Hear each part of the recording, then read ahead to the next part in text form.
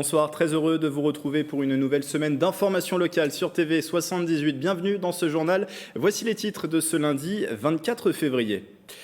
Le salon de l'agriculture a démarré ce week-end à Paris. Cette année encore, les Yvelines et les Hauts-de-Seine partagent un stand commun sur place. Le département, deuxième territoire agricole d'Île-de-France avec près de 1000 exploitations et 2000 emplois. Toute cette semaine, la rédaction de TV 78 vous propose un dossier sur les femmes qui ont marqué l'histoire des Yvelines. Vous la connaissez forcément. Romy Schneider a vécu à Boissy sans avoir. L'actrice autrichienne y est aujourd'hui toujours enterrée.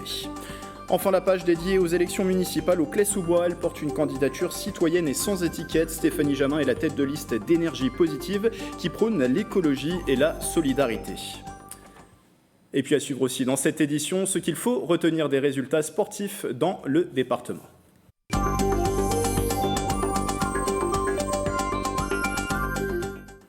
L'actualité du jour, c'est le Salon international de l'agriculture qui a débuté ce week-end à Paris. Un rendez-vous où les politiques aussi se prêtent chaque année dans les pavillons de la Porte de Versailles. Pour la troisième année consécutive, Yvelines et Hauts-de-Seine font stand commun dans la perspective de leur fusion. Les présidents des deux départements étaient présents sur place ce matin. Nicolas Kirillovitz leur a posé 3 questions. Évidemment, nous avons quelques vestiges archéologiques de l'agriculture avec quelques vignes plus symboliques que réelles. Non, les Hauts-de-Seine, ce n'est pas une terre agricole, il faut le dire loyalement. C'est même le plus petit département de France, ce qu'on ne sait pas toujours. On produit du vin à Suresnes, on produit aussi un peu de vin à Bagneux. Il y a quelques vestiges comme ça, mais c'est plutôt de manière folklorique. On n'a pas de prétention agricole. Les Yvelines ont près de la moitié de leur territoire en agriculture.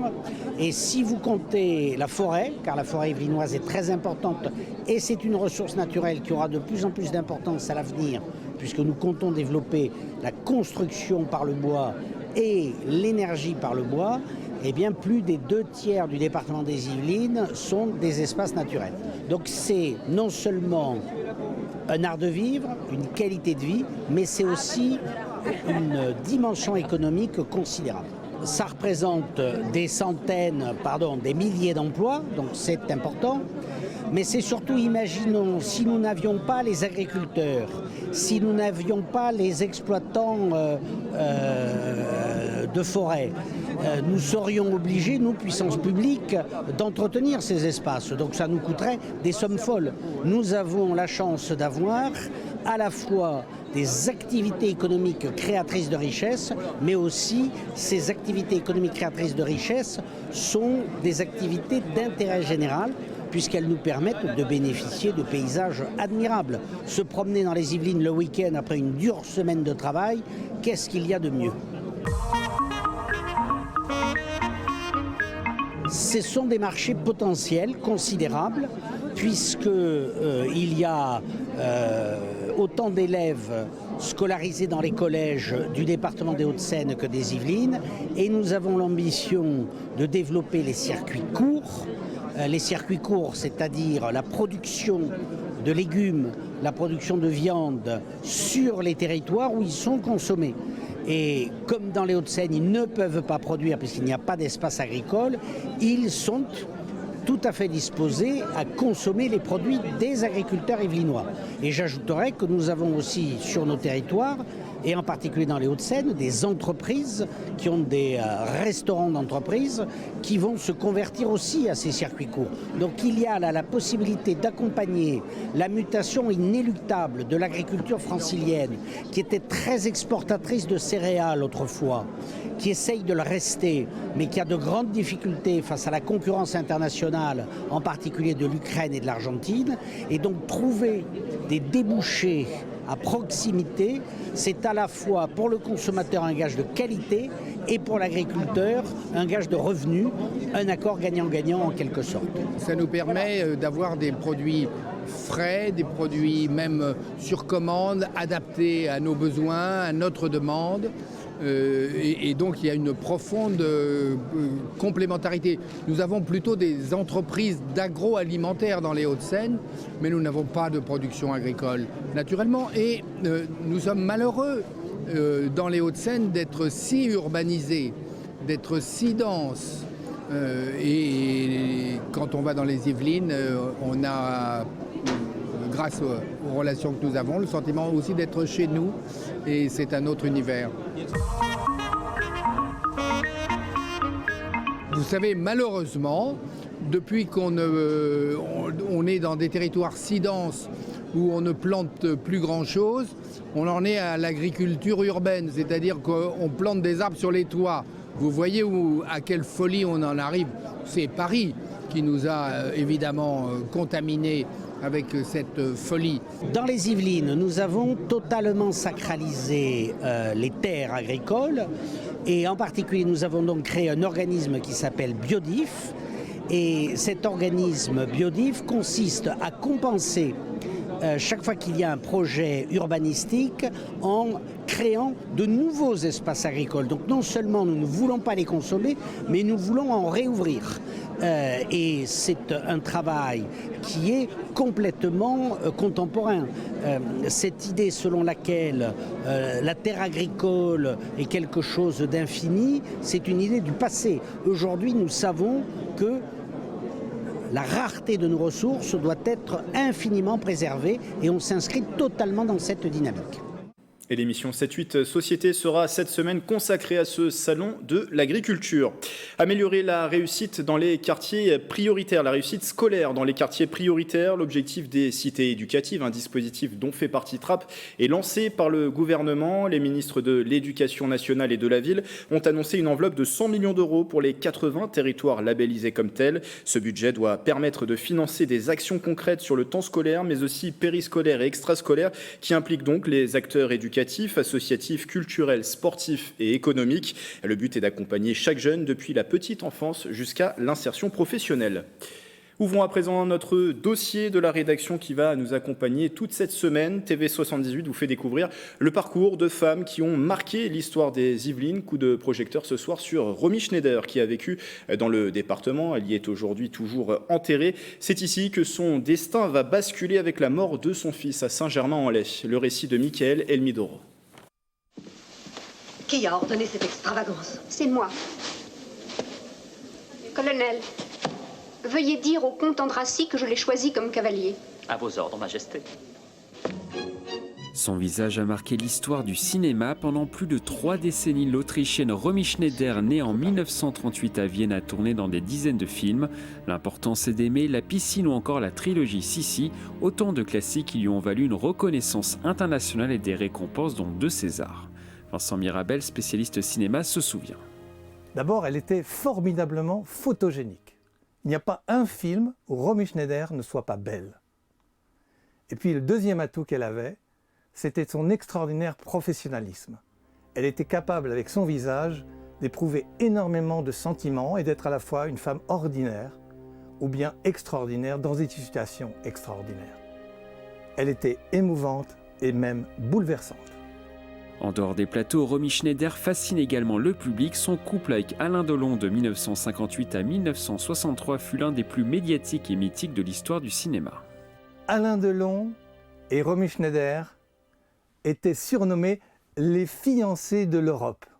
Ils étaient beaux comme des dieux tous les deux, follement amoureux, et pourtant, Romy Schneider a eu ce chagrin de ne jamais être épousée par Alain Delon.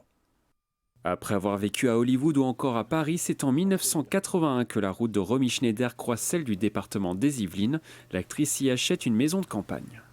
À la fin de sa vie, Romy Schneider a besoin de s'isoler un peu par rapport à la vie mondaine parisienne et elle va trouver un havre de paix à Boissy-sans-Avoir, dans la plaine de Montfort-l'Amaury. Mais c'est dans la commune de Saint-Germain-en-Laye que le destin de Romy Schneider va basculer en plein cœur de l'été. On est en 1981 et David, le fils de Romy Schneider et d'Harry Meyen, le premier mari de Romy Schneider, tente de rejoindre la propriété de grands-parents. Et il va s'empaler sur la grille qu'il tentait d'escalader. L'artère fémorale est touchée. Il mourra dans les heures qui suivent. David décède à l'hôpital de Saint-Germain-en-Laye à l'âge de 14 ans. Romy Schneider ne s'en remettra pas. Quelques mois plus tard, le 29 mai 1982, son corps est retrouvé inanimé. La cause est non définie, la star avait 43 ans. L'actrice est inhumée au cimetière de Boissy sans avoir un lieu où l'actrice repose aujourd'hui avec son fils David. Une tombe toujours fleurie par ses fans.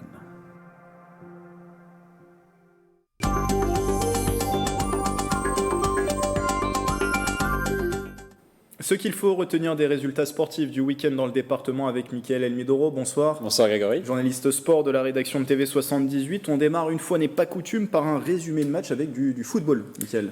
Une partie des quarts de finale de Coupe des Yvelines de football était programmée ce week-end. Montigny-Bretonneux recevait Maurepas, un match où il n'y a finalement pas eu match. Les Maurepasiens se sont facilement imposés 4-0 en contrôlant la rencontre. Le résumé.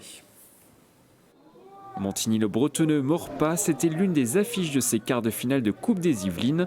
Dès l'entame du match, Maurepas, qui évolue en D1 de district, assume son statut de favori et sa division des quarts. Les Maurepasiens se procurent les meilleures occasions et arrivent à marquer 2 fois. 2-0, ce sera le score à la pause. Ça se passe pas très bien, on a respecté les consignes du coach. Après ils ont marqué sur une attaque rapide et on s'est fait contrer. Ils ont eu une deuxième occasion qui met au fond, donc voilà, après on va essayer de faire le nécessaire pour revenir déjà à 2-1 et après pousser pour essayer d'égaliser si on peut. On va juste garder la possession, essayer de faire ce qu'on a fait en première mi-temps, garder le même système tranquillement. Le troisième va venir sûrement tout seul, ça va s'ouvrir, il va y avoir un peu plus d'espace, on va tout de suite se livrer pour sortir, pour venir au moins mettre le premier pour nous titiller un peu, mais voilà, après dans l'ensemble ça va. Le défenseur Tristan Philly a vu juste. Quelques minutes après la reprise, Yacoub Belfodil réalise un petit numéro dans la surface avant de marquer 3-0. Ça va, j'arrive à bien effacer, finir avec un petit piqué. Franchement, j'ai bien aimé celui-là, mais après, je garde tout. C'est des buts, beau ou pas beau, un but, c'est un but. Pas encore rassasié, Yacoub Belfodil s'offre même un triplé en fin de match. Maurepas l'emporte 4-0. Très frustrant, on se fait éliminer, salement. Donc bref, pas grand chose à dire, mis à part que le match de coupe on aurait dû y aller peut-être un peu plus dès la première mi-temps, rentrer dedans à l'envie. On a maîtrisé, on savait qu'on avait les qualités défensives et offensives pour pouvoir faire la différence. Ils jouent une division en dessous, donc on savait qu'on partait avec un petit avantage. Après voilà, maintenant on a su montrer l'écart qu'il y avait entre eux et nous. Le prochain tour de la Coupe des Yvelines est programmé le dimanche 5 avril. Bon, on a bien apprécié, Mickaël, les buts de Yacoub Belfodil. Bravo à lui et bravo à l'équipe de Maurepas. On continue avec du football américain cette fois-ci. Les Templiers d'Elancourt en mode rouleau compresseur. Les Élancourtois n'ont pas fait de détails ce samedi 22 février à domicile contre les Dockers de Nantes. Les Élancourtois l'emportent sur le score de 51-0 après avoir dominé l'ensemble de la partie. Réaction. C'est une belle victoire, on a été plein partout, autant en défense qu'en attaque. Franchement, ça fait vraiment plaisir de voir que mes coéquipiers prennent du plaisir. Et du coup, voilà, on a montré ce qu'on avait à montrer. Maintenant, certes, on a fait beaucoup de fautes, mais on va apprendre de nos erreurs et essayer de faire mieux.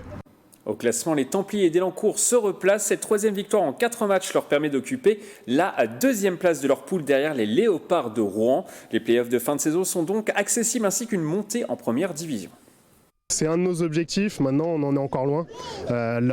C'est plutôt en phase de play-off où on pourra avoir une vraie indication sur cette question.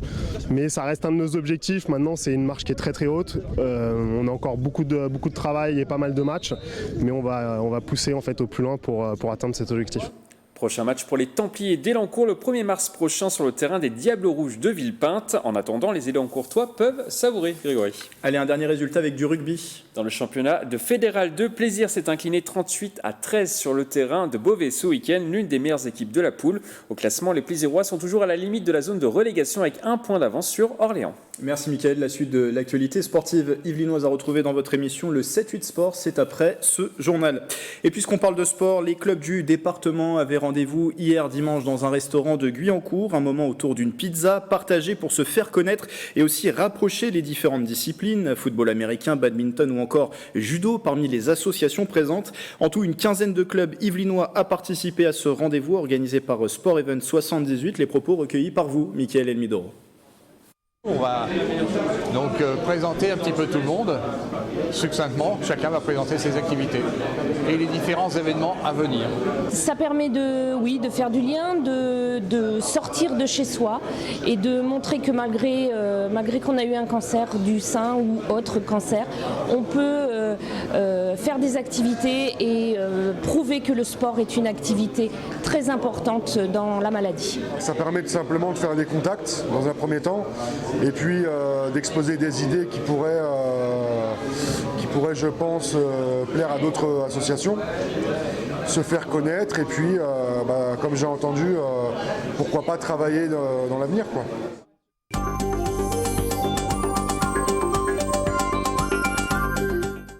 La deuxième partie de ce journal consacré aux élections municipales J-20 avant le premier tour du scrutin le 15 mars prochain. Et du côté de Mantes-la-Ville, les 5 candidatures annoncées ont déjà déposé leur liste. La date limite du dépôt des candidatures est fixée au 27 février. À commencer par Cyril Naute, maire sortant depuis 2014, seul élu du Rassemblement national en Ile-de-France. Il repart avec 5 de ses adjoints et une équipe en partie renouvelée. Elle porte le printemps de Mantes-la-Ville, une liste de gauche soutenue par le Parti socialiste, le Parti communiste et Europe Écologie Les Verts. Amitis Mesdagui mène campagne avec sa colistière Monique Brochot, ancienne maire PS de la commune. Une ancienne première magistrate, Annette Pelvast-Berjal, figure aussi parmi les membres d'une autre liste. Union pour Mantes-la-Ville. Samy Demergy en est la tête de liste. Il est soutenu par La République En Marche. Pas d'ancien maire, mais un ancien adjoint en renfort de dernière minute sur la liste Mantes en Mouvement. Elle est conduite par Éric Vizintener et soutenue par Libre, le mouvement de Valérie Pécresse. Le conseiller municipal d'opposition de Centre Droit était déjà en lice en 2014. Enfin, nous, Mantes-Villois, une candidature à gauche et à vocation citoyenne est-elle portée par Romain Carbone. La liste est déjà officialisée il y a presque un an et déposée depuis plusieurs semaines en préfecture. Et des nouveaux candidats se déclarent pour ce scrutin des élections municipales. En fin de semaine dernière, Lutte ouvrière présentait ses 8 listes engagées dans les Yvelines. L'une d'entre elles est au Claye-sous-Bois, l'autre est engagée à Trappes. Les précisions de Mélanie Poquet et de Mickaël Elmidoro. Il y aura donc 8 listes lutte ouvrière dans les Yvelines pour faire entendre, comme ils disent, la voix des travailleurs, même au niveau local. Pour le scrutin du 15 mars prochain, la formation a choisi de se représenter au Claye-sous-Bois. Une 3e candidature après 2008 et 2014, déjà menée à l'époque par Olivier Augustin, employé chez Renault Flin. On défend des idées. L'idée que dans cette société-là, il y a vraiment 2 camps et qu'on ne pourra pas s'en sortir sans mener la guerre contre ceux aujourd'hui qui nous l'amènent. Nous, c'est surtout cette idée-là qu'on veut faire passer. On a réussi à monter donc encore cette fois-ci une liste lutte ouvrière donc sur les Claye-sous-Bois qui rassemble 33 candidats et candidates, des cheminots, des agents hospitaliers, des agents de service, des ouvriers du bâtiment, bref, qui est vraiment à l'image de toute la population ouvrière au Claye-sous-Bois.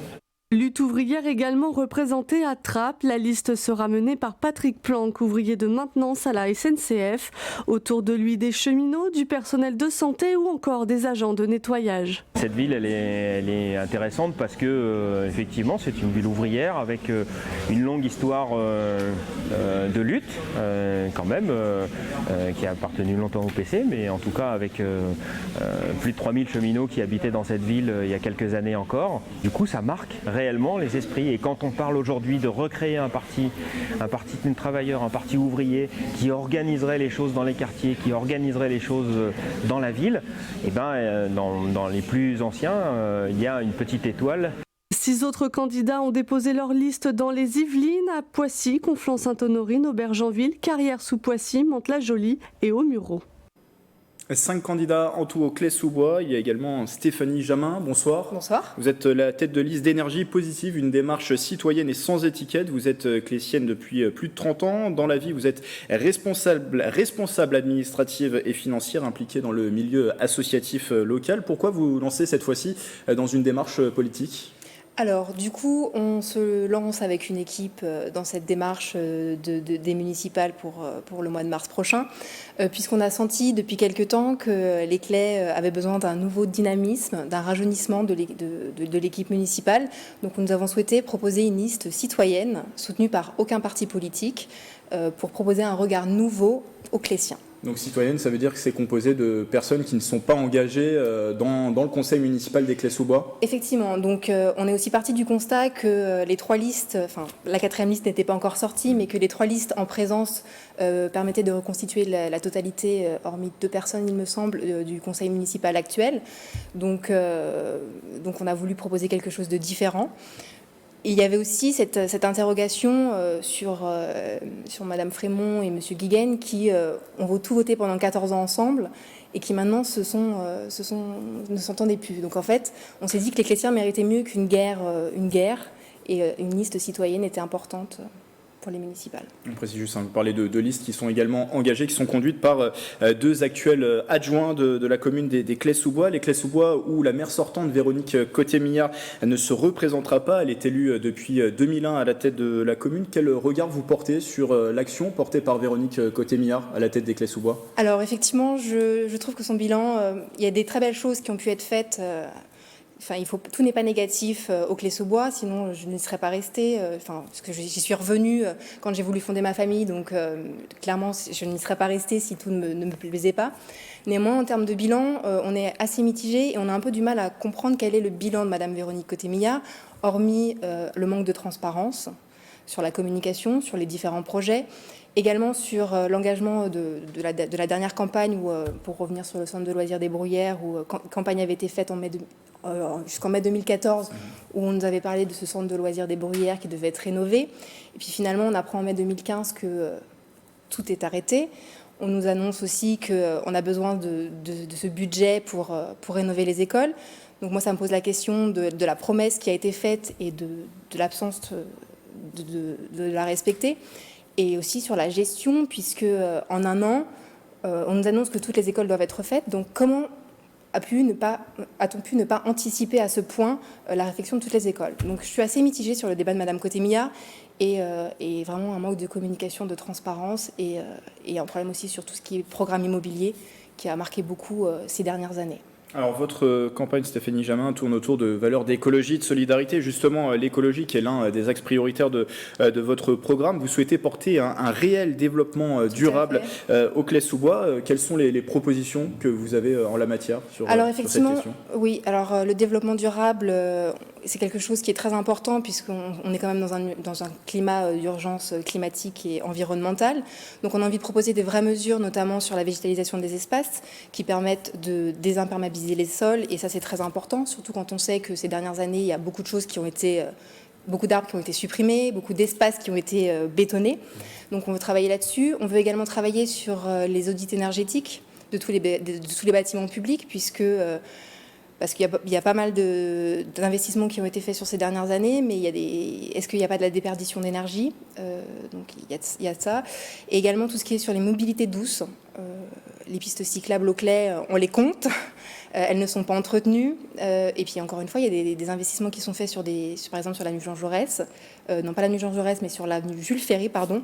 Et pas de piste cyclable de prévu. Donc la mobilité douce est vraiment un sujet au Clay, surtout que c'est une ville qui est de plus en plus engorgée, avec tous les centres commerciaux aux alentours. Donc la mobilité douce est quelque chose de très important.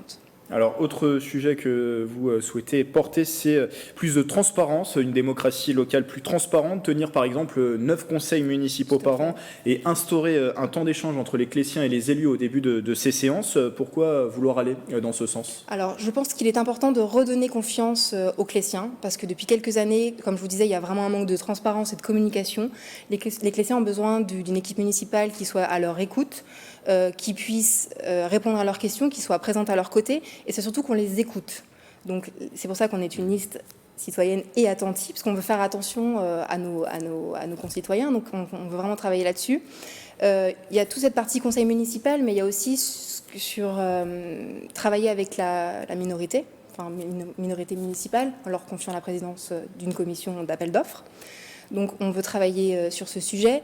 Et notre rôle aussi, c'est pour bien vivre ensemble, c'est de réexpliquer aux gens ce que les élus doivent faire, comment on travaille et quelles sont les prérogatives de chacun. Donc faire de la pédagogie autour des missions d'un conseil municipal. Tout à fait, pour que chacun comprenne ce qu'on peut faire, ce qu'on ne peut pas faire, pourquoi.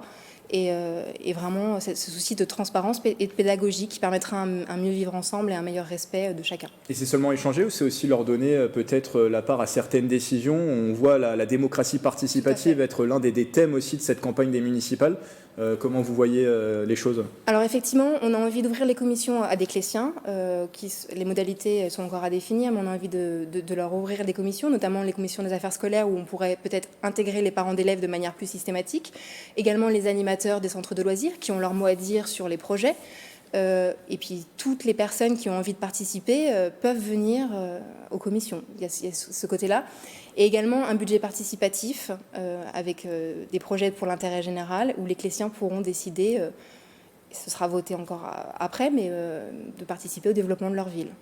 Un mot aussi, votre regard pour terminer, il nous reste 30 secondes, sur l'intégration des Clés-sous-Bois dans l'agglomération de Saint-Quentin-en-Yvelines. Elle en fait partie depuis 2016 et on rappelle que pour ces élections municipales, on élit aussi les conseillers communautaires. Quel regard vous portez sur cette intégration de la commune? J'ai que 30 secondes, mais du coup, ce que je voulais vous dire, c'est que effectivement, il faut qu'on tienne nos engagements et prenne nos responsabilités par rapport à Saint-Quentin-en-Yvelines. Il va falloir qu'on arrête de dire que c'est toujours la faute de Saint-Quentin quand il y a le moindre souci au niveau de la voirie, des éclairages. Il faut qu'il y ait quelqu'un en mairie qui soit capable de relayer les demandes et de suivre les dossiers. Donc ça, je pense que c'est très important et c'est ce sur quoi on veut s'engager pour les prochaines années. Vos prochains rendez-vous de campagne avec les clésiens? Nous tenons une réunion publique le 29 février à Henri Proulx de 10h à midi. Le dimanche 8 mars, jour de la femme, de 16h à 18h au commun du château, et ensuite à René Coty le 12 mars, de 20h30 à 22h30. Merci Stéphanie Jamin, tête de liste d'énergie positive aux Clés-sous-Bois. Face à vous, je le rappelle, l'adjointe au maire à l'éducation Anne-Claire Frémont, le premier adjoint actuel Philippe Guiguen, l'élu d'opposition Nicolas Hu, et donc on en parlait, cette 5e candidature, celle d'Olivier Augustin pour Lutte ouvrière. Avant de vous laisser, je vous rappelle ce rendez-vous ce soir 20h, suite des débats en vue du premier tour des élections municipales, un débat consacré ce soir à 20h sur TV78 et Radio Sensation Yvelines à la commune de Voisins-le-Bretonneux. Voilà, c'est la fin de ce journal. Belle soirée sur TV78.